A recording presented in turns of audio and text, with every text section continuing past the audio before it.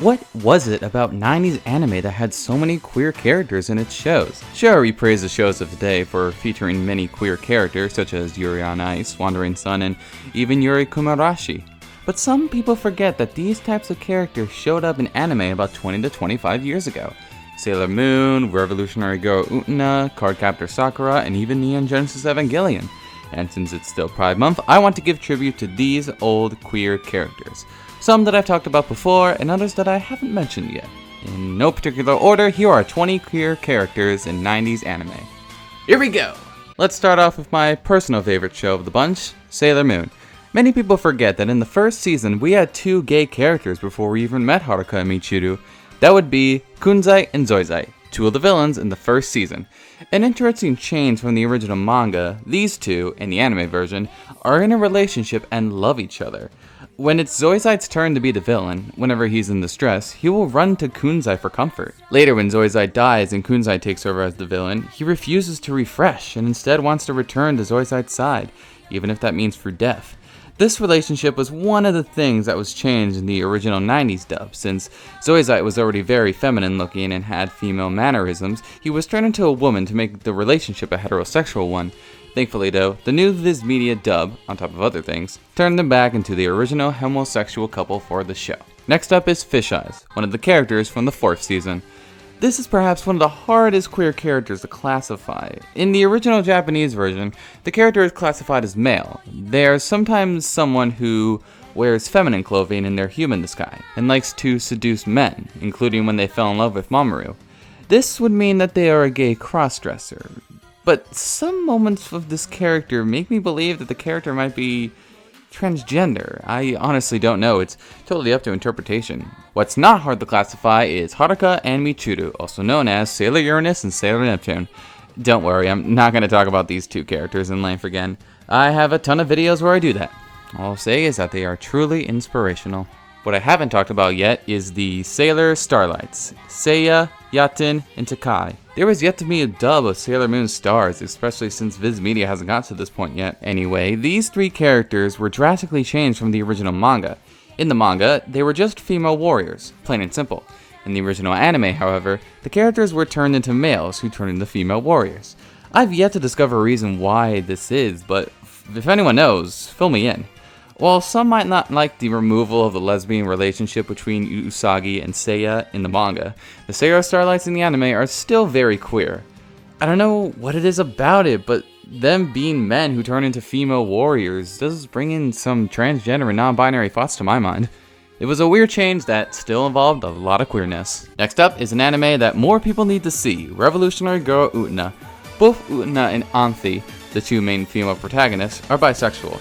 The entire purpose of the show is for Utena to win duels and continue to have Anthy be her rose bride in order to revolutionize the world. It isn't until later that Utena realizes what this means. It means protecting Anthy from her abusive brother, not by becoming a prince, just by being there for her and loving her. Whether it's in the show or the movie, the actions of these characters change and revolutionize the world after they are gone. It's one of those relationships that isn't explicitly said, but it doesn't have to be. One of the characters that is ultimately revolutionized because of Utena and Anthy's actions is the lesbian character, Juri. Her love for Shuri is what ultimately drives her beliefs that miracles are not real. She keeps her love to herself, only keeping a picture of Shuri in a locket around her neck. Even when Shuri returns to the school, she's unable to tell her how she feels. Everything she does is to help Shuri, even if it's at the expense of her own sanity. It's at the end of the show that Yuri understands that her love for Shuri is poisonous for herself, and she decides to change. She is now comfortable talking about her lesbian identity with her friends, Utena and Miki. She even flirts with Utena to show how she's moved on. She will always love Shuri, but she's ready to be with someone else. I really admire that. Next we move on to an anime that I finished just a little bit ago, Cardcaptor Sakura. This is the show where the majority of the characters like both men and women. It's a platform that allows people of different orientations to talk and discuss about it.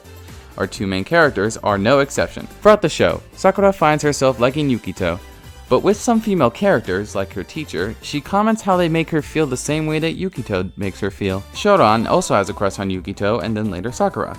It's something that the two characters talk about and they bond over it, and it's actually really refreshing. It's these moments that hit you right in the feels. My personal favorite is Tomoyo, who is in love with her best friend Sakura. She always helps to create different outfits for Sakura's fights against the Cloud Cards. She also likes to film her beloved during these moments and always comments on how cute she is. Even though she confesses her feelings and Sakura doesn't return them in the same way, she stays by her side and tries to make her happy. Whether that's supporting her crush for Yukito or helping Sharan get together with Sakura. All she cares about is Sakura's happiness. If Sakura is happy, then Tomoyo is happy. My favorite couple in the show, Toya and Yukito, is in a relationship that is built up and delivered perfectly. For most of the show, Toya and Yukito are mostly seen together, whether at school or at their part-time jobs. It is hinted at very early that Toya likes Yukito when a girl asks him out and he says that there is someone else that he already liked. Later on, when Yui shows up in the show, Toya takes notice of this and tries to tell Yukito about it. As Yukito continues to disappear due to Sakura's lack of enough magical power to keep Yui around, he offers his own magical power to keep Yui stable, even if that means he can't see his deceased mother anymore. Towards the end of the show, when Sakura tells Yukito her feelings, Yukito tells her that he likes someone else and that person is Toya. It's a very sweet and heartwarming scene. There's also the fact that these two are considered to be Clamp's soul pair. What I mean by that is that in every multi-universe show that they are in, they are always shown together and are very close. Like in Tsubasa. While I'm not sure I should technically count this, I just love that perfect 20 number, but Naruko/Ruby Moon is genderless. They are a magical being created by Cloud Reed who likes to take our form of a female. Why?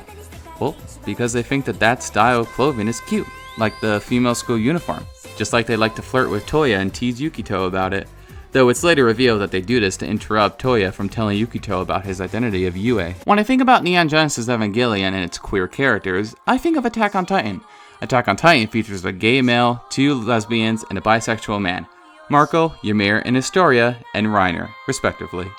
20 years before, Neon Genesis Evangelion featured a gay male, a lesbian, and a bisexual male. Kaoru, Maya Ibuki, and Shinji. Our main protagonist Shinji develops a crush on both a female character and a male character. First is Asuka, who their constant bantering and living together develops a crush between the two of them, even if it's not a healthy one. The other crush belongs to Kaoru. Shinji only feels truly safe and comfortable when he's around Kaoru. Speaking of the beautiful boy himself, Kaoru was someone who was literally born to meet Shinji. All he wants to do is protect him and make him feel comfortable. And in both instances, he sacrifices himself for the greater good. In order for Shinji to succeed, making 2 of the saddest moments of the franchise. Kaoru even admits, straight up, that he loves Shinji. And lastly is Maya Ibuki. Her sexuality isn't revealed until the finale movie of the original series, but her love for Ritsuko is foreshadowed throughout the show. Whether it's her admiration towards Ritsuko or her discomfort from Ryuji's flirting. It's a very sweet moment in this very fucked up movie. And that's it. Those are the 20 queer characters in 90s anime. If there's any that I missed, leave a comment below. Stay tuned because Pride Month is still on the way.